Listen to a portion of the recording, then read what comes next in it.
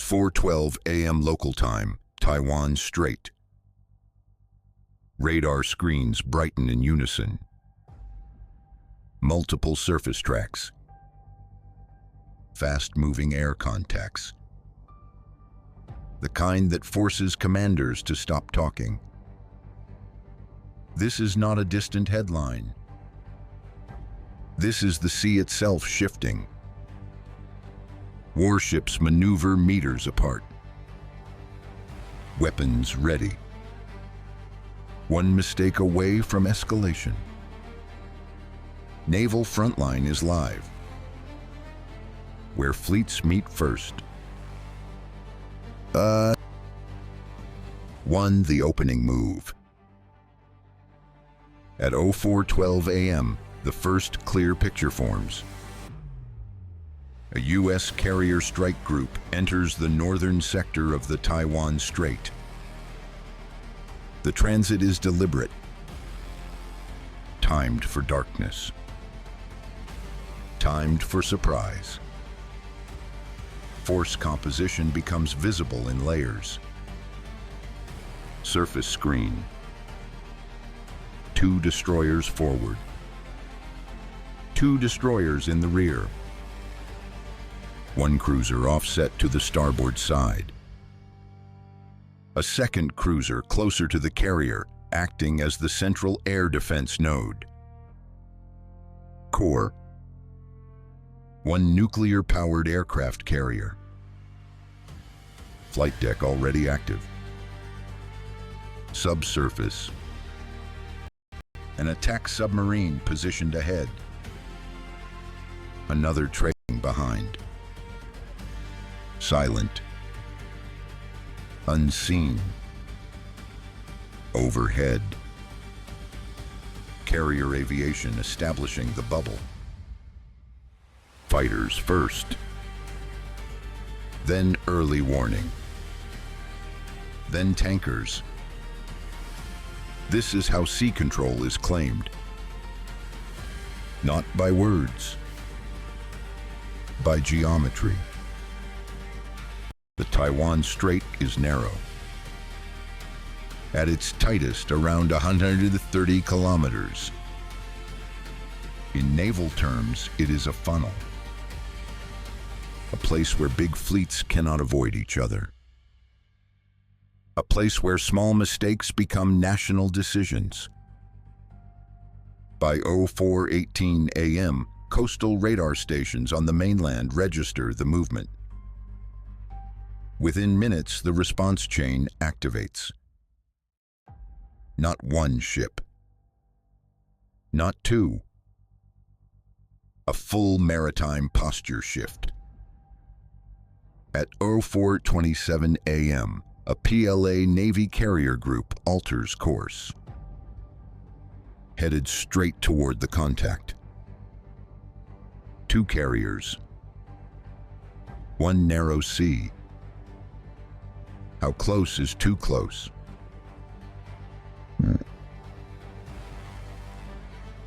Two, the strait becomes a battle space. By 04:35 a.m., both sides raise readiness. Air defense radars rotate into active tracking. Electronic warfare suites warm up. Data links begin to saturate. The ocean at this moment becomes a grid. Every contact is a coordinate. Every coordinate is a decision point. U.S. destroyers expand outward. They are not spreading randomly. They are building rings. Outer ring. Sensors. Missile intercepts at distance. Middle ring. Point defense. Close-in weapons. Inner ring. The carrier. The heart of the fleet. The Chinese formation mirrors. Not identical, but designed for the same purpose. Protect the capital ship. Control the air. Deny the sea. At 4:41 a.m., the first intercept occurs. Two fighters approach head-on. Instruments show lock-on behavior. Pilots hear tones. Not fired, but ready. They pass within visual range. A flash. A silhouette. A reminder that escalation has a face. On the surface, destroyers adjust spacing. Cruisers shift positions. Formation geometry tightens. Commanders are thinking in minutes, not hours. Naval Frontline. The front line of sea power. Sear 3 shock moment. 2 fleets. 1 narrow sea. How close is too close? This is where deterrence turns physical, where diplomacy is replaced by distance. At 04:56 a.m., the U.S. carrier completes a minor course correction. A small change on paper. A major signal in the strait. The Chinese group responds within 6 minutes. Intercept within 6 minutes. Not with weapons, with movement. That is the language of fleets. 4 AIR power over the water. At 05:02 a.m., Chinese naval aviation begins launching. Fighters first. Then airborne early warning. The sky above the Taiwan Strait fills with overlapping radar coverage. 2 separate bubbles. 2 separate command chains. Both trying to see first. Both trying to decide first. When aircraft are in the air, time compresses. A ship can maneuver slowly. An aircraft closes in minutes. A missile closes in seconds. The U.S. side expands its combat air patrol. Fighters orbit. They are not there to fight. They are there to prevent surprise. An early warning aircraft holds the center. Its job is to see the launch, to see the turn, to see the threat while it is still a dot. And while the cameras look upward, the real danger may be below. No. 5. Subsurface, the quiet war inside the war. Below the surface, submarines begin to close. Silent running ordered. Sonar pings suppressed. Underwater, the strait is a maze. Shallow regions. Thermal layers. Noise from shipping. Noise from waves. Submarine crews do not see targets. They hear them. A propeller signature. A pump. A faint, repeated mechanical rhythm. At 05:16 a.m., a submarine contact is assessed. Confidence medium. Medium is the worst kind. It is enough to react. Not enough to be certain. Attack submarines reposition. Not to attack. To deny. To shadow. to be in the right place if the wrong moment arrives. This is deterrence underwater. No flags. No cameras. Only physics. 6 AB poll. Who holds the advantage? Who holds naval advantage here? A. U.S. Navy. B. China. C. Russia. The question sounds simple. The answer is layered. Sea control is not just who has more ships. It is who sees first. Who decides first? Who can survive the first strike? In a confined sea like this, the advantage can shift by the hour. Weather, sea state, electronic warfare, subsurface noise. Even a civilian cargo ship cutting through a radar picture can change outcomes. 7. The first near incident. At 05:34 a.m. it happens. A Chinese destroyer alters course unexpectedly. Distance to a U.S. cruiser drops rapidly. Helmsmen react. Engines reverse. Rudder hard over. Closest point of approach. Less than 300 meters. 300 meters. That is not a buffer. That is a knife edge. Bridges fall silent. Because everyone in that moment understands the chain. Collision at sea. Escalation in the air. Misread intent. A shot fired. A second shot returned. Wars do not start when leaders want them. They start when systems collide. Bridge-to-bridge warnings are transmitted. Standard phrases. No emotion. But the urgency is obvious. Weapons remain covered. Missile hatches stay closed. But they are not locked. There is a difference. We're 8. Regional response. The strait is not isolated. 06 a.m. The region reacts. Taiwanese air defenses raise alert levels. Maritime patrol aircraft reposition.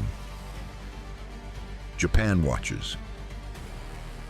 Because the strait is connected to everything. Shipping. Alliances. Energy. Commercial traffic adjusts. Some vessels slow. Some reroute. Insurance markets move. Because risk is measurable. And the strait is now a risk zone. The confrontation is already global.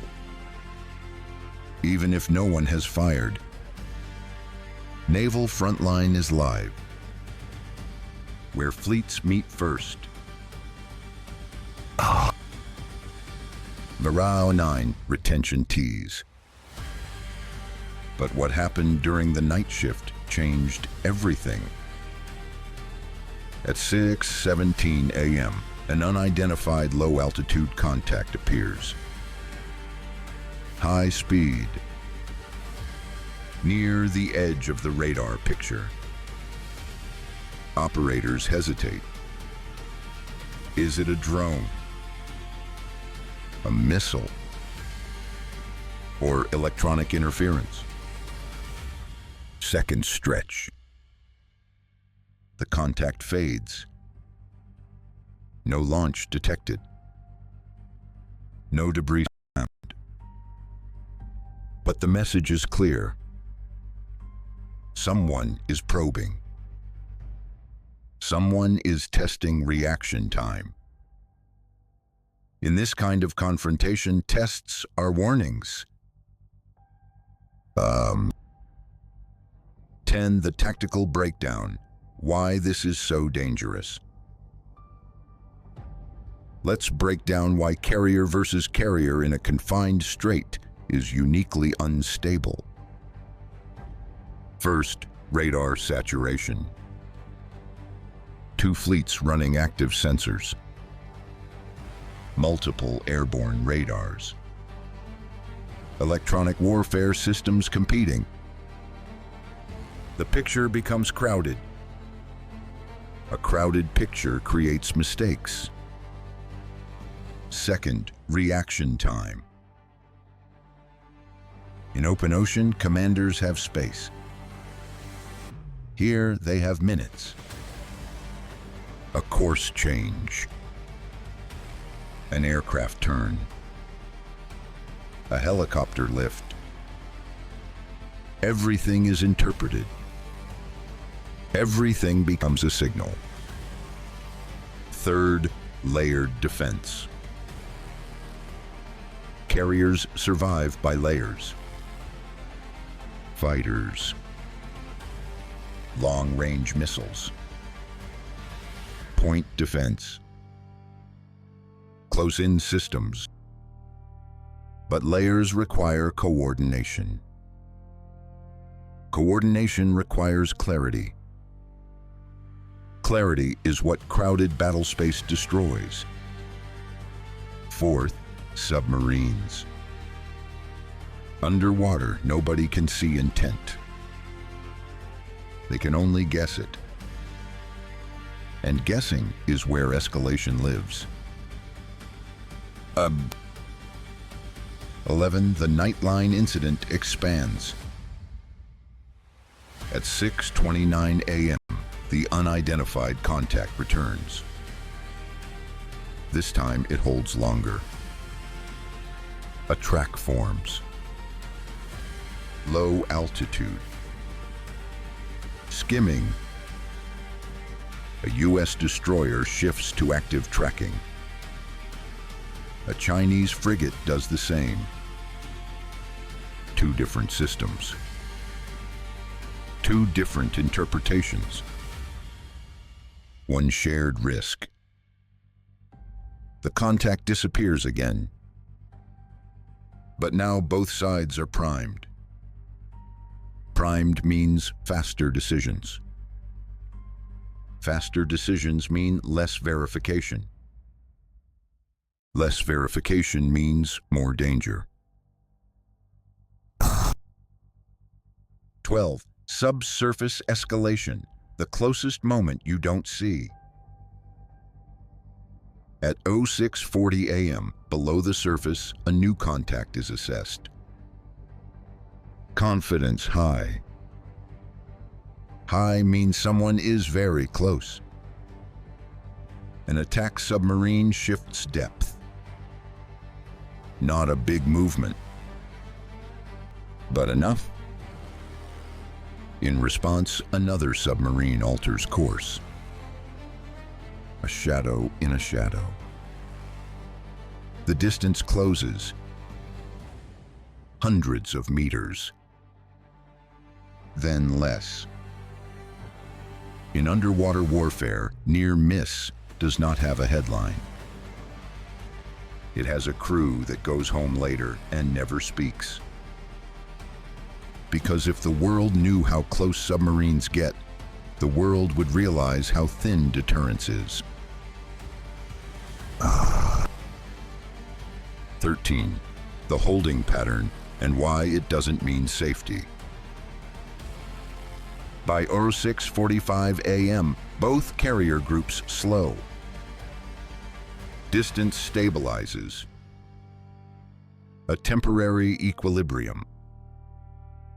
Some observers will call this de-escalation. It is not. It is a holding pattern. A pause to reassess. A pause to wait for political signals. But fleets at sea do not wait calmly. They watch. They measure. They prepare. Aircraft continue to orbit. Submarines continue to shadow. Destroyers continue to adjust. The sea remains contested. 14 escalation debate. Is this a warning or the start of something bigger? The strategic implications are immediate. If the U.S. maintains presence, deterrence is reinforced. It signals that the strait is not closed. That access is still contested. If China presses closer, it tests red lines. It signals that time favors pressure. That proximity can become normal. Normalization is the hidden escalator. Because what becomes normal becomes expected. And what becomes expected becomes policy. This is how sea control shifts. Not in one battle. In repeated confrontations. Naval Frontline. The front line of sea power. 15. The second near incident, air and sea interlock. At 07:03 a.m., a fighter makes a hard turn near the edge of an intercept box. The move is aggressive. Not an attack, but a push. A second aircraft responds. Closing distance. For seconds, two pilots are making decisions that could become a strategic event. They hold. They separate. On the surface, a destroyer changes heading. A cruiser mirrors. The sea and the sky are interlocked. One movement triggers another. This is why carrier standoffs are unstable. Not because anyone wants war, because the system is too tight. 16. Strategic layer. What each side is really trying to prove. The U.S. side is proving three things. 1. The ability to enter. Presence. 2. The ability to operate. Launch and recover aircraft. Sustain tempo. 3. The ability to defend. Layered protection. Interception discipline. China is proving three things as well. 1. The ability to respond quickly. Intercept within minutes. 2. The ability to contest. Deny space. Force decisions. 3. The ability to normalize proximity.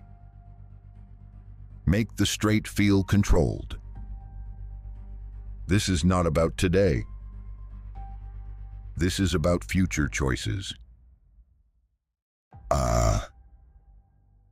17. The mid-morning shift. Who blinks first? By 07:30 a.m., both sides adjust formations again. Aviation tempo slows slightly. Not because tension drops. Because fuel matters. Maintenance matters. Endurance matters. Endurance is strategy. Who can hold this posture longer?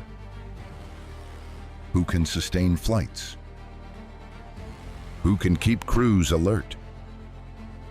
Who can keep systems operating without failure? A fleet does not collapse when it is hit. It collapses when it is exhausted. At 18, the unseen factor, civilian traffic. The Taiwan Strait is not empty. It is one of the busiest maritime corridors on Earth. Civilian ships become obstacles. They create radar noise. They limit maneuvers. A cargo ship does not care about deterrence. It follows a route. But in a crisis, a route can become a shield or a trigger.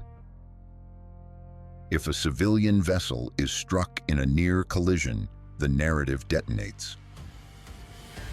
Not because militaries want it, because the world responds to visible damage.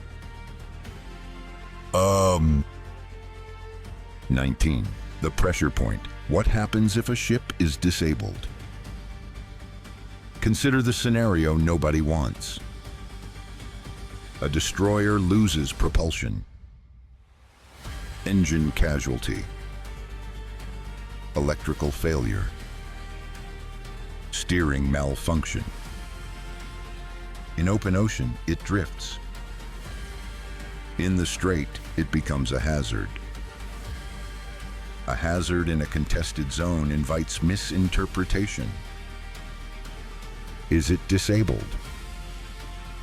Or is it blocking? What follows is escalation by uncertainty. That is why fleets fear accidents as much as attacks. Word 20, prediction call. What does the next move look like at sea? Will one carrier group disengage? Will another asset enter the region? Will the next intercept be closer? Will the next night shift produce a real contact instead of a phantom? Because here is the reality. This confrontation can end three ways. 1. Disengagement. Both sides separate. They claim victory. They move on. 2. Normalization. This becomes routine. Carriers meet. Destroyers pass. Submarines shadow. The strait lives under permanent tension. 3. Incident. Collision. Misfire. An aircraft down.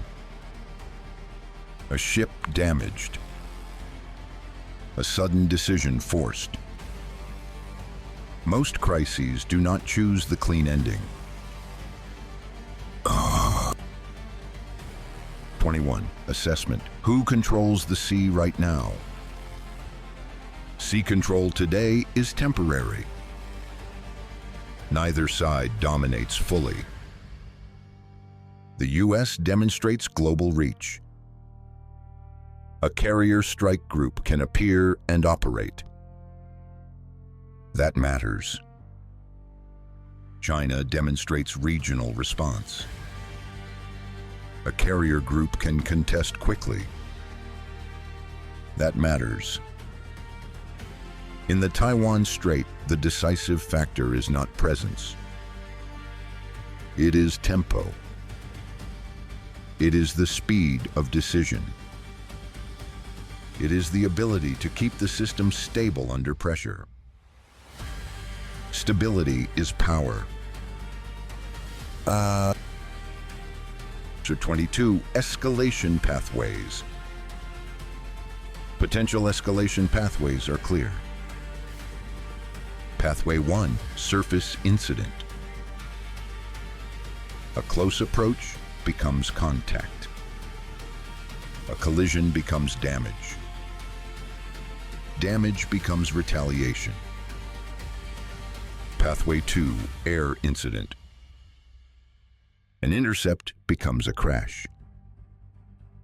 A crash becomes a rescue. A rescue becomes confrontation. Pathway 3, subsurface miscalculation. A submarine contact is misread.